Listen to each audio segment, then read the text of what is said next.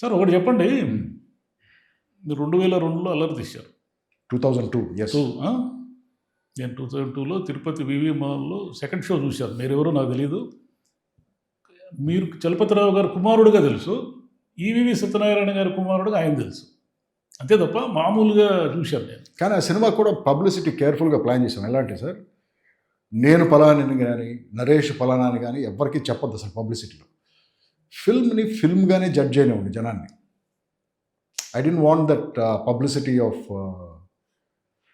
ఏంటి మా father so and so, me father so and so, మన ఇద్దరం కలిసి ఇది అసలు పబ్లిసిటీలోకి రానివద్దని చెప్పేసి పబ్లిసిటీ చేసాం. అప్పుడు జస్ట్ నువ్వు కొత్తడివి, నేను కొత్తడివి, మన ఇద్దరితో పాటు చాలామంది కొత్త వాళ్ళు ఉన్నారు సినిమా. మనందరం కొత్త వాళ్ళతో చేసిన సినిమా. ఆ సినిమానిగానే జడ్జ్ చేయనివ్వండి అని అలా తీసుకెళ్ళాం పబ్లిసిటీ. అది కానీ మీడియా కాబట్టి మాకు తెలిసిపోయింది. అంతే ఇన్సైడ్ తెలుసులేండి, ఇన్సైడ్ తెలిసి. కానీ 24 ఏళ్ల క్రితము మీరు ఆ సినిమాని చాలా ఇన్నోవేటివ్గా తీశారు. అవును. అప్పటికి ఆ రొటీన్ ఫార్మేట్ నుంచి మీరు బయటకు వచ్చారు. అది చిన్న ఆ టైంకి ఒక కల్ట్ ఫిల్మ్ లాగా, కామెడీ కానీ అదంతా కూడా చాలా డిఫరెంట్గా ఉంటుంది. అవును. ఈ 24 ఏళ్లలో మిమ్మల్ని ఫాలో అయిన వాళ్ళు, అందుకున్న వాళ్ళు, చాలామంది కొత్త కొత్త వాళ్ళు వచ్చేసారు. కానీ మీరు ఈ 24 ఏళ్ల కాలంలో మీరు ఇంకా నెక్స్ట్ లెవెల్స్లో ఉండాలి కదా. అంటే ఏంటి సార్? అంటే ఇప్పుడు మీరు 2002లో ఇన్నోవేటివ్గా సినిమా తీశారు. అప్పటి వరకు వస్తున్న కామెడీకి దానికి డిఫరెంట్గా ఉంది. అవును. అంటే ఒక కొత్త ట్రెండ్ క్రియేట్ చేశారు. అవును. ఈ 24 ఇయర్స్లో మీరు అనేక ట్రెండ్లు క్రియేట్ చేస్తూ వెళ్ళాల్సిన వాళ్ళు కదా. ఎగ్జాక్ట్గా ఎక్కడ ఆగారు అని. I think I'm not understanding your question. Let me see if I can answer it. మీరు తీశారు సినిమాలో, కానీ ఎందుకో అవి అంతగా కనెక్ట్ కాలేదు సార్. కారణాలు ఏమైనా ఉంటే connection is a very personal thing sir. అంటే I'll tell you something. I'll give you an example. Commercial హిట్స్నే కదా మనము. You think Allari is a commercial hit? ఖచ్చితంగా కమర్షియల్ హిట్ అది. Okay. So I don't చూశారు దాన్ని. నాకు డబ్బులు so because see now Allari budget ఏంటో మీకు తెలియదు, దాని కలెక్షన్ ఏంటో మీకు తెలియదు. నేను చాలా మీరు కలెక్షన్ ఏంటో మీకు తెలియదు. But you perceive it as a commercial hit. Now see the range of films I've made. After Allari, I made a film called Ammayilu Abbayilu, which has its own cult status in terms of that wacky comedy, whatever we did. దాని తర్వాత సోగ్గాడ్ అనే cinema తీశారు. సోగ్గాడ్ అనే cinema it broke even on its budget in the first week ఆ రోజుల్లో. So is it a commercial hit? Then I made a film called party. అప్పుడు పెద్ద ఉత్సాహంగా చూపించలేదు, కానీ ఇప్పుడు దాన్ని కల్ట్ ఫిల్మ్ అని చెప్పి సాఫ్ట్వేర్ ఆఫీసులు అన్నింటిలోనూ అది చూస్తూ ఉంటారు. దాని తర్వాత I made a film called Anasuya. Is it a commercial hit? బాగానే ఆడింది అనుకుంటా, నాకు కొంత ఐడియా లేదు. Because you don't follow it, you like comedy films. Anasuya is a cult film again. Today people call me gulab Govind. Correct. నేను బేసిక్గా comedy Yes, wherever I go, people call me Gulab Govind. So I think you're not very informed about all the films I've made. After making a film like that, a thriller, ఏది మన గులాబ్ గోవింద్ లాంటి, అనసూయ లాంటి సినిమా చేసిన తర్వాత gear switch చేసి I went and made a teenage love story called Nachavule. Massive hit. 175 days ఆడిన సినిమా అది.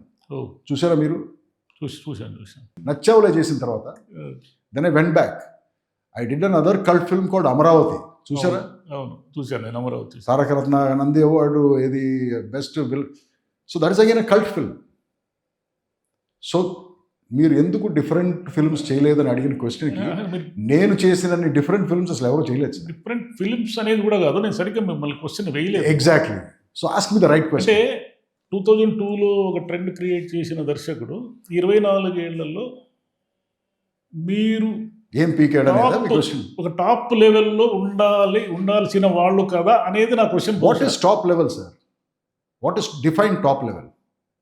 టాప్ లెవెల్ అంటే ఎలా డిఫైన్ చేస్తారు? Define top level. Yes. No, Rajamouli top director. Don't compare me with Rajamouli. Don't compare me with some XYZ. My work, what I do, is it creatively satisfying for me? Is it financially benefiting me? That's all is important to me. I am not competing with anyone. No one competes with anyone. మీరు మీకోసమే సినిమాలు తీస్తారా, ప్రేక్షకుల కోసం కదా? That is again a wrong question. A filmmaking is మీరు ఏమంటారు? నాకు సంతోషం కలగాలి, filmmaking is a business అన్నారు. మీరు అర్థమైందా? నేను 2 విషయాలు చెప్పాను అక్కడ. It should creatively satisfy me and it should economically satisfy me. 2 చెప్పాను కదా నేను. అవును. So when I say economics, అంటే it's a business. Film making is a business. Cinema ఎందుకు తీస్తారు సార్ అసలు జనం? డబ్బులు సంపాదించడం డబ్బులు కోసం. సంపాదించడానికి తీస్తారు. ఎగ్జాక్ట్లీ, ఫండమెంటల్ రీజన్ అదే కదా. అవును. సో అది డబ్బులు సంపాదిస్తున్నానా లేదా అని నాకు తెలుసు. సో బయట మార్కెట్ అనేది ఒకటి ఉంటుంది కదా. ఏంటది మార్కెట్? ఏదో లెక్కలు ఉంటాయి కదా, కలెక్షన్లు ఇది ఎవరికి తెలుసు ఆ లెక్కలు? కోట్లు, 500 కోట్లు, 300 కోట్లు అంటుంటారు కదా. అన్ని నిజం కలెక్షన్స్ అయినాయి. మళ్ళీ ఇంకా ఇన్ని ఐ వాంట్ టు నో. ఇప్పుడు మనకు ఒక రఫ్ గా ఉంటుంది కదా. ఓహో ఈ no, it has been proven time and again that మీరు చూసే కలెక్షన్స్ ఇన్స్టాగ్రామ్లో, యూట్యూబ్లో చాలా వరకు ఫేక్ కలెక్షన్స్ ఏనని చెప్పేసి చాలా చోట్ల అది ప్రూవ్ అయింది కదా అది. సో ఆ ఫేక్ న్యూస్ని ఆధారంగా నన్ను ఎందుకు అడుగుతున్నారంట? నేను ఎప్పుడు పబ్లిష్ చేయలేదు కదా నా సినిమా ఎంత కలెక్ట్ చేసింది, ఎంత కాస్ట్ అయిందని చెప్పేసి. ఇంతవరకు నేను తీసిన సినిమాలన్నీ నేనే తీస్తాను సార్. సినిమాలు నా సినిమాలు ఎవరికి అమ్మను, నేనే రిలీజ్ చేస్తున్నాను.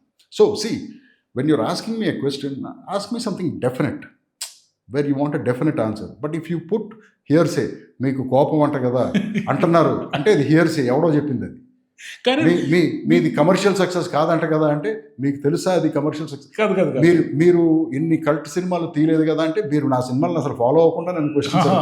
సినిమా వాళ్ళతో మాకేం డైరెక్ట్ రిలేషన్ ఉండదు కదా. మీరు మీ కెమెరామెన్ కానీ ఆయన్ని కానీ ఈయన్ని అడగండి, నేను తీసిన డిఫరెంట్ సినిమాలు ఎవరన్నా తీసారా ఇండస్ట్రీలో అని అడగండి. నేను అనేది ఏమిటంటే మీ గురించి వింటామే తప్ప, ఏదో చదువుకొని తెలుసుకుంటామే తప్ప, సో నేరుగా మాకు మీతో ఇది నిజమా, ఇది తప్ప, ఇది దిస్ ఇస్ యువర్ ఆపర్చునిటీ. ఇదే ఆపర్చునిటీ మీకు నా గురించి డైరెక్ట్ గా నన్ను అడిగి తెలుసుకుంటాను. అబ్బో, మీరు లాయర్ కావాల్సిన వాళ్ళు మీరు. మరి అంతే కదా, ఫేస్ టు ఫేస్ వచ్చాను, మీకు మీ ఆఫీస్కి వచ్చాను, మీ ముందు కూర్చున్నాను, ఫుల్గా ఓపెన్ అవుతున్నాను. This is your best opportunity. దేనికి? నన్ను అన్ని అడిగి తెలుసుకుంటాను. ఏది హియర్సే బయట చెప్పారు నాకు ఇదని కాకుండా డైరెక్ట్గా నన్ను అడిగి డైరెక్ట్గా ఆన్సర్.